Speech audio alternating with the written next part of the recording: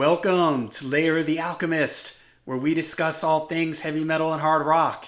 On today's episode, some more cool, sort of instrumentals.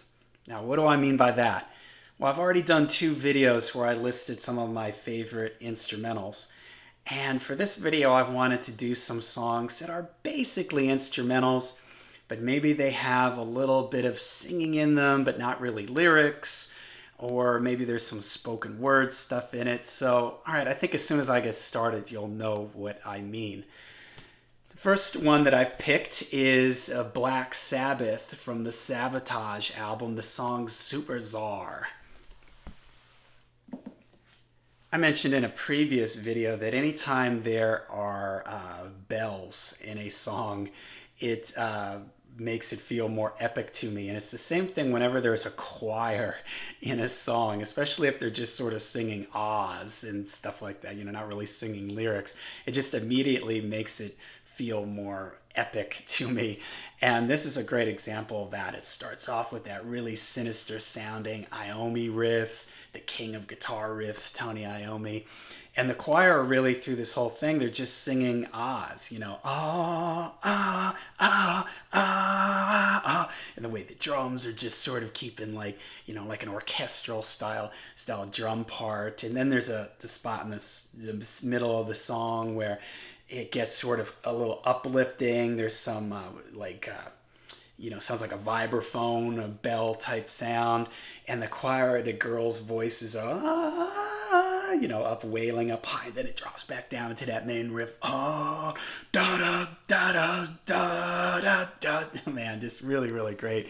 And this is something that Sabbath for this album and the next 2 albums would open up their shows, play it over the PA system, and what an awesome setting the mood for the show type of thing. Whenever I hear this song, it makes me think of the classical piece by Carl Orff, Carmina Burana, that same kind of vibe. Like it could be in a horror movie, it could have been in The Exorcist or something, and just really, really great. Love it.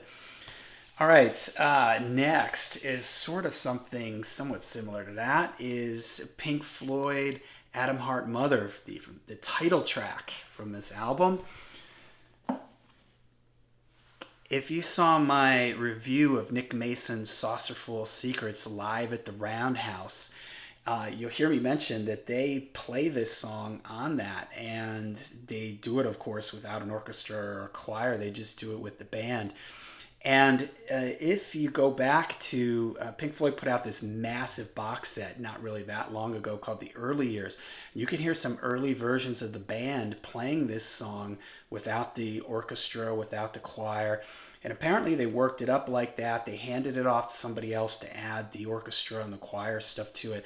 And I just love it. I'm going to be making a video on this whole album because I love the whole album. And this song especially, I love the big brass in it. It's very triumphant and majestic, the way the brass carries the melodies there in the beginning. And there's sound effects too interspersed at the beginning and throughout it. It sounds like bombs going off and horses and stuff like that. It just builds really great. And I love when the choir comes in. It gets real ethereal and kind of creepy at that spot. And here's another one where the choir is just really singing, ah, holding out these long notes. And then they go into a type of a thing where I'm not even going to try to say the word. There's a German word for this, Spleichskogen or something like that. That's like speech singing, where you're not really saying words. You're sort of sounding things that sound like words. And they do that at a spot in this song, which I love, where there's you can hear the female voices doing this percussive, rhythmic vocal thing, and it's just great, with the long held out chords underneath it, and the whole thing just builds, and just, man, it sounds fantastic. I've seen some recordings of modern orchestras playing this song, and I just love it. It's absolutely great. A really great incorporation of the orchestra and the choir and everything, and the whole thing is just fantastic.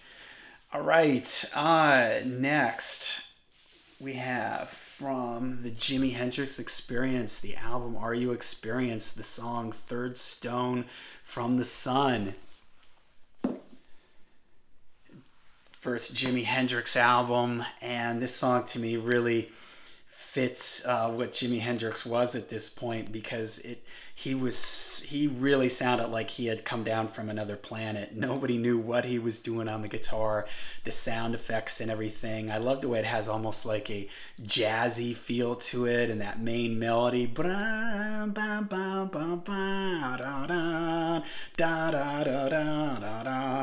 You know, it's got like a lounge jazz feel to it or something.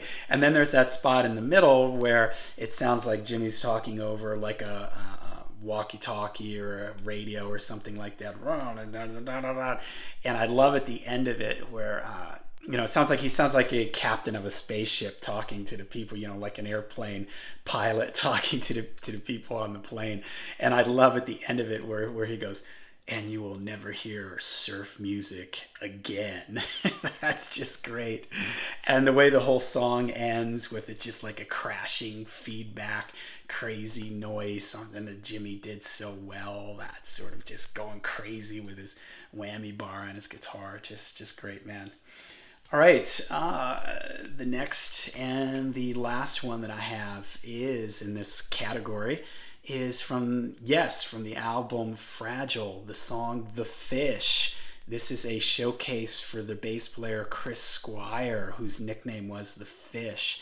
And he's one of my favorite bass players from the 70s, or of all time. He has such a unique tone. He's such a melodic player. And this is a great example of that. It starts off in 7/4 time. If you're not a musician out there, most rock music is in 4/4 time, but this is in 7, which is an odd meter. Dom bom be ba bom the gong gan. And Bill Bruford's really cool drum part underneath it. And Chris Squire, he's so melodic. You know, he starts overdubbing these other bass parts, these like distorted bass parts, and it just keeps building and building with all these bass parts moving around. And John Anderson then comes in with la da dee da da doras, and I'm not even going to try to pronounce what he's saying, but I looked it up before I made the video, and apparently it's the name of a very rare type of fish, so it makes sense. It sort of fits into the theme of this song here, The Fish. Chris Squire, great bass playing and super cool song. And a showcase for him, if you've ever seen any live clips of the band, this was a chance for him to stretch out. And he's great because he's a technical bass player, but he doesn't just like, he's just not like playing notes a million miles an hour. He just has all these really great melodic lines, and to have a bass solo in an odd time signature like that, it's just so cool. So all right, there you go. There's 4 sort of instrumentals. I think you get what I mean here after showing you these. So did I miss any? I was sort of racking my brain trying to come up with things that would fit in this category, and I only came up with 4. So there has to be some more out there. Let me know in the comments if you have some suggestions of things like this that are almost instrumentals, sort of instrumentals. Let me know what you think of the ones that I picked, all right? Make sure you hit like and subscribe. And until we see you again, make sure you stay heavy, stay metal.